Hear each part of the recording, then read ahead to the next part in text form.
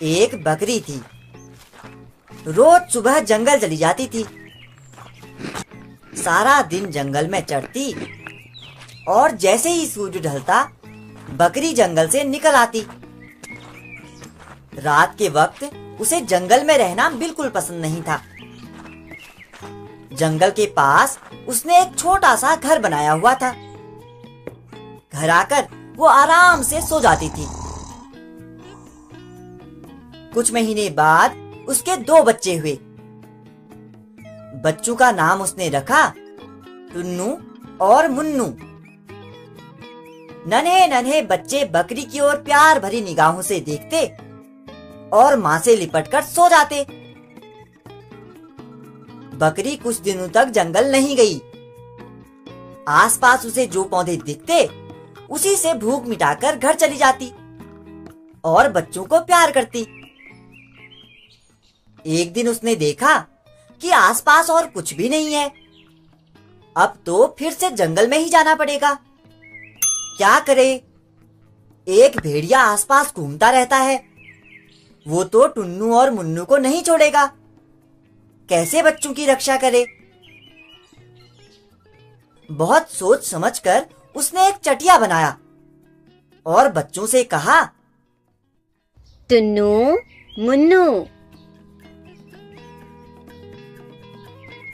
ये चटिया मत खोलना। जब मैं आऊं, आवाज दूं, तभी ये चटिया खोलना, ठीक है? दोनों ने सर हिलाया और कहा, माँ, हम चटिया नहीं खोलेंगे जब तक आप हमसे नहीं कहेंगी। बकरी अब निश्चिंत होकर जंगल चरने के लिए जाने लगी। शाम को वापस आकर आवाज देती, टुन्नू चटिया खोल, मुन्नू चटिया खोल। टुन्नू और मुन्नू दौड़कर दरवाजा खोल देते और माँ से लिपट जाते। वो भेड़िया तो आसपास घूमता ही रहता था। उसने एक दिन एक पेड़ के पीछे खड़े होकर सब कुछ सुन लिया। आज का सवाल, 4 + 4 कितना होता है? अपना आंसर हमें कमेंट बॉक्स में जरूर लिखिएगा। तो ये बात है, बकरी जब बुलाती है तभी बच्चे चटिया खोलते हैं। एक दिन बकरी जब जंगल चली गई, भेड़िए ने इधर देखा और उधर देखा और फिर पहुंच गया बकरी के घर के सामने। उसने जोर से आवाज लगाई, टुन्नू चटिया खोल, मुन्नू चटिया खोल। टुन्नू और मुन्नू ने एक दूसरे की ओर देखा। इतनी जल्दी आज माँ लौट आई? चलो दरवाजा खोलते हैं। दोनों बड़ी खुशी खुशी चटिया के पास आए और चटिया खोल दी। भेड़िए को देखकर दोनों बच्चों की खुशी गायब हो गई। दोनों उछल उछल कर घर के भीतर छुपने लगे। भेड़िया कूदकर उनके बीच आ गया और दोनों को पकड़ने लगा। टुन्नू और मुन्नू रोते रहे, मिमियाते रहे, पर भेड़िए ने दोनों को खा लिया। शाम होते ही बकरी भागी भागी अपने घर पहुंची। उसने दूर से ही देखा कि चटिया खुली है। डर के मारे उसके पैर नहीं चल रहे थे। वो बच्चों को बुलाती हुई आगे बढ़ी, टुन्नू, मुन्नू। पर ना आया टुन्नू और ना ही आया मुन्नू। बकरी घर के भीतर जाकर कुछ देर खूब रोई। उसके बाद वो उछलकर खड़ी हो गई। ध्यान से देखने लगी जमीन की ओर। ये तो भेड़िए के पैरों के निशान हैं। तो भेड़िया आया था। उसके पेट में मेरे टुन्नू और मुन्नू हैं। बकरी उसी वक्त गई बढ़ई के पास और बढ़ई से कहा, मेरे सींगों को तीखा कर दो।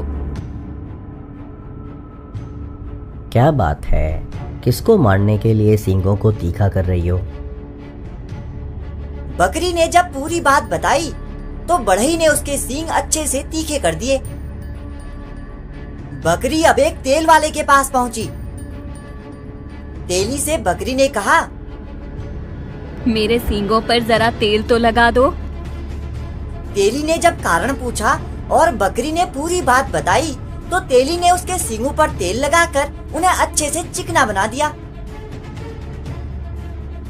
अब बकरी तैयार थी। वो उसी वक्त चल पड़ी जंगल की ओर। जंगल में जाकर भेड़िए को ढूंढने लगी। कहाँ गया भेड़िया? जल्दी से उसे ढूंढ निकालना है। टुन्नू और मुन्नू उसके पेट में बंद हैं। अंधेरे में ना जाने उनको कितनी तकलीफ हो रही होगी। बकरी दौड़ने लगी, पूरे जंगल में छानबीन करने लगी। बहुत ढूंढने के बाद बकरी पहुंच गई भेड़िए के पास। भेड़िए का पेट इतना मोटा हो गया था। टुन्नू और मुन्नू जो उसके भीतर थे। बकरी ने कहा, मेरे बच्चों को लौटा दो। भेड़िए ने कहा, तेरे बच्चों को तो मैंने कब का खा लिया है। अब तू आ गई है तो तुझे भी खा लूंगा। मेरे सींगों को देखो, कितने तीखे हैं। तुम्हारा पेट फट जाएगा। जल्दी से बच्चे वापस करो। तू यहाँ मरने के लिए आई है? बकरी को बहुत गुस्सा आया। वो आगे बहुत तेजी से बढ़ी और भेड़िए के पेट में अपने सींग घोंप दिए। जैसे ही भेड़िए का पेट फट गया, टुन्नू और मुन्नू पेट से निकल आए। बकरी खुशी से अब दोनों को साथ लेकर घर लौट आई। अब एक नई कहानी जिसमें बकरी माँ अपने बच्चों को भेड़िए से नहीं बचा पाती। आगे देखिए। 3 प्यारे बच्चे, टीटू, नूरा और जूली अपनी माँ जोधा के साथ एक जंगल में रहा करते थे। लेकिन वो जल्दी ही इतने बड़े हो गए कि उन्हें अपनी माँ का घर छोड़कर अपना खुद का घर बनाना था। माँ ने उन्हें बाय बाय कहा। वो तीनों अपना घर बनाने के लिए जंगल की तरफ निकल पड़े। अब उन्हें तलाश थी एक बढ़िया सी जमीन की।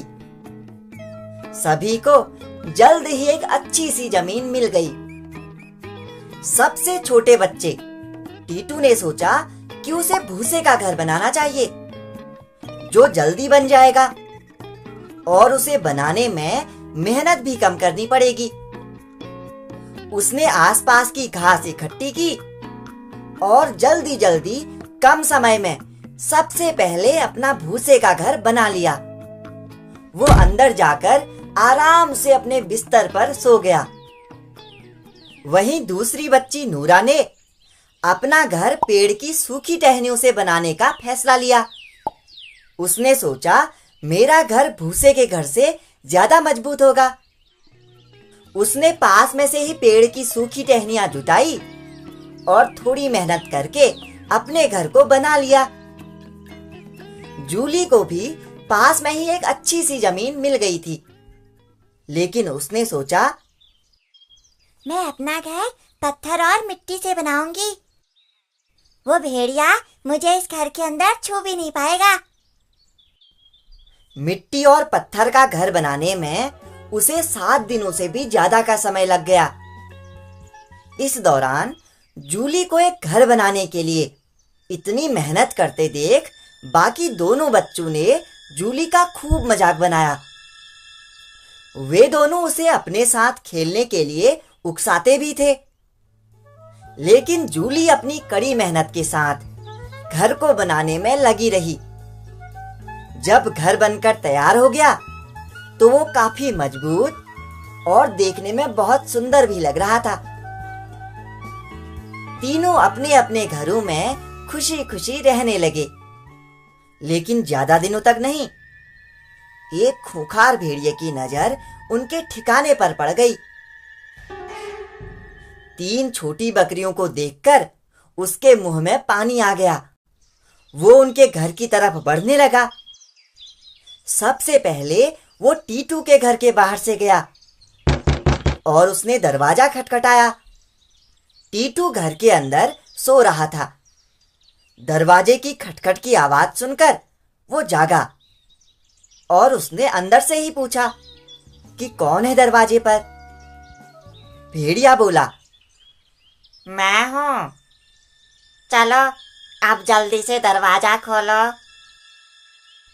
भेड़िए की कड़ी आवाज सुनकर टीटू समझ गया कि दरवाजे के बाहर कोई जंगली जानवर खड़ा है। जब उसने दरवाजा नहीं खोला तो भेड़िया बहुत गुस्से में बोला, जल्दी से दरवाजा खोल, नहीं तो तेरे इस घास फूस के घर को मैं अपनी फूंक से उड़ा दूंगा। जब टीटू ने फिर भी दरवाजा नहीं खोला तो भेड़िए ने एक गहरी सांस भरी और जोरदार फूंक मारकर घास फूस के बने घर को उड़ा दिया।